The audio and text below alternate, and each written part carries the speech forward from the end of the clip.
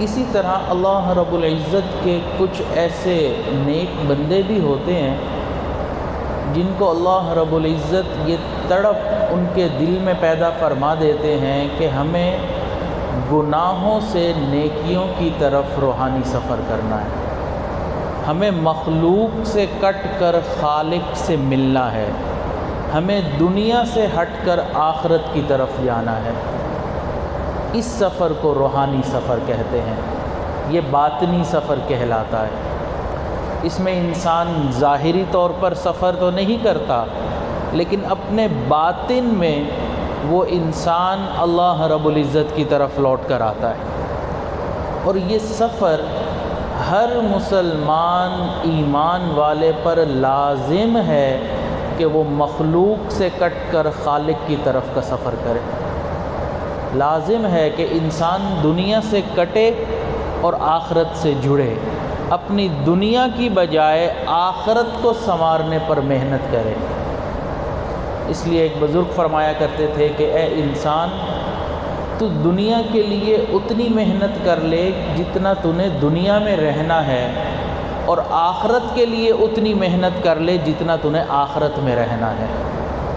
اب دنیا میں تو انسان رہتا ہے 50 60 70 سال، اور آخرت کی زندگی ہمیشہ ہمیشہ کی زندگی، کبھی نہ ختم ہونے والی زندگی۔ تو اب اس سے اندازہ لگائیں کہ ہمیں آخرت کے لیے کتنی محنت کی ضرورت ہوگی۔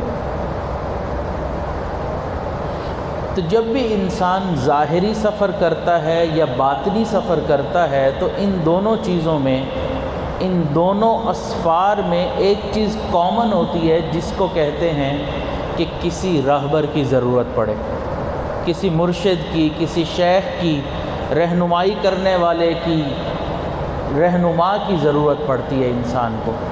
اس لیے اگر آپ ظاہری سفر پر باہر نکلیں، آپ کو راستہ معلوم نہ ہو تو آپ کو مختلف جگہوں پر راستہ معلوم کرنے کی ضرورت پیش آتی ہے، تو وہ آپ کے رہبر بن جاتے ہیں کہ آپ یہاں سے سیدھا چلے جائیں، پھر دائیں مڑ جائیں، بائیں مڑ جائیں، تو وہ ایک رہبر ہی ہے نا جو آپ کو راستہ بتا رہا ہے۔ اور آج کل انسان جو ہے وہ میپس کے ذریعے انسان اپنی منزل تک پہنچ جاتا ہے۔ اس کو بھی مرشد کہا جاتا ہے کہ وہ انسان کو پورا راستہ بتاتا ہے کہ کس راستے سے ہوتے ہوئے آپ نے اپنی منزل مقصود پر پہنچنا ہے۔ تو ظاہری سفر میں بھی رہبر و رہنما کی ضرورت پڑتی ہے۔ اس لیے حضرت ابوبکر صدیق رضی اللہ تعالیٰ عنہ اور حضور صلی اللہ علیہ وسلم جب ہجرت کے سفر پر نکلے تو راستے میں ایک کافر کو اجرت کے طور پر اپنے ساتھ لے لیا جو راستے کی رہنمائی کر رہا تھا۔ اب حضرت ابوبکر صدیق رضی اللہ تعالیٰ عنہ سے اس نے پوچھا کہ آپ کے ساتھ جو بندہ ہے یہ کون ہے، یہ شخصیت کون ہے؟ تو آپ نے اس وقت فرمایا یہ وہ ہیں جو میرے راستے کی رہنمائی کرتے ہیں۔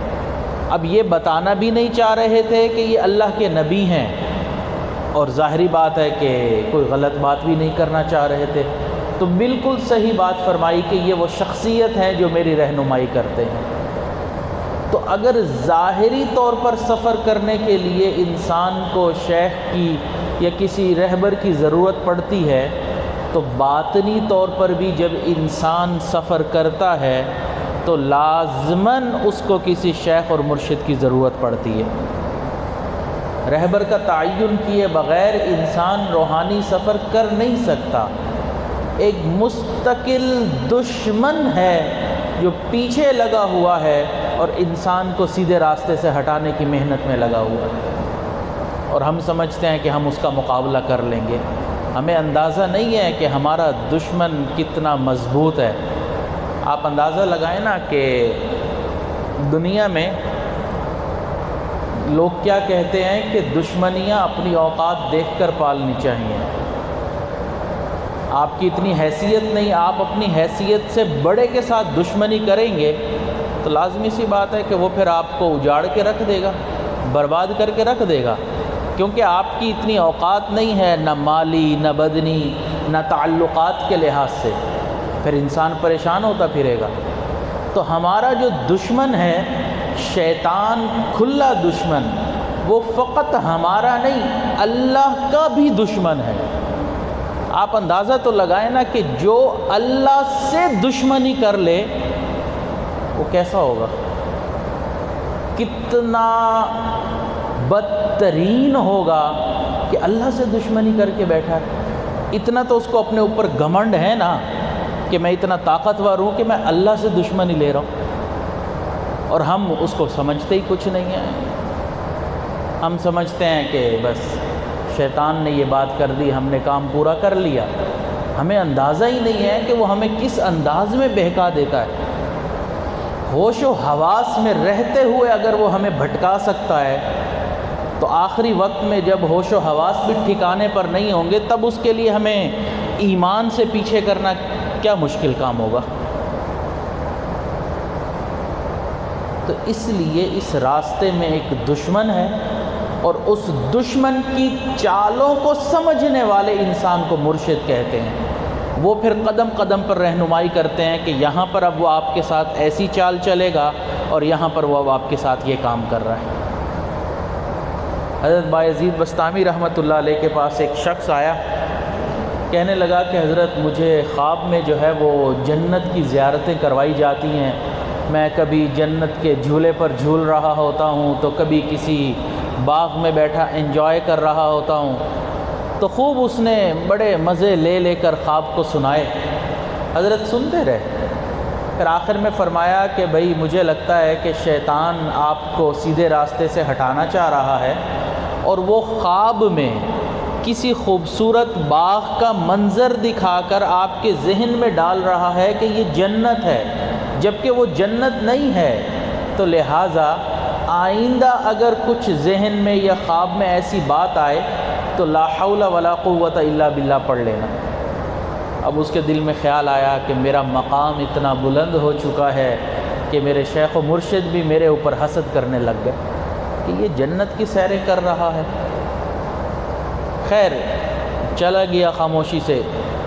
ایک دو دن کے بعد دوبارہ اسی طرح جنت کی سیریں کر رہا تھا خواب میں، تو اچانک شیخ کی توجہ تھی، دعائیں تھیں، تو خواب میں اس کو خیال آیا کہ حضرت نے فرمایا تھا کہ لا حول پڑھ لینا، تو میں پڑھ لیتا ہوں۔ اس نے پڑھا تو وہ سارا منظر غائب ہو گیا۔ پھر اٹھا دوڑا ہوا آیا، حضرت یہ معاملہ ہوا۔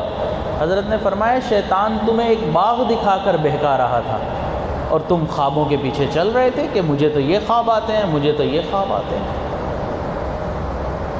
تو اس لیے شیطان کس کس طریقے سے بہکاتا ہے یہ وہی انسان جانتا ہے جو اس راستے پر پہلے چل چکا ہو، شیطان کے ہتھ کنڈوں کو جانتا ہو، اس کے حملوں کو پہچانتا ہو۔ اس لیے کہتے ہیں کہ انسان کو کسی شیخ کی ضرورت ہے، ورنہ خواب دیکھنے والے تو ہزاروں ہر روز نئے نئے خواب دیکھ رہے ہوتے ہیں، پھر بیان بھی کر رہے ہوتے ہیں۔ اس امت کے بڑے بڑے حضرات کو خوابوں کے ذریعے شیطان نے بہکایا، وہ اپنے خوابوں پر خود ہی مست ہوئے گھومتے تھے۔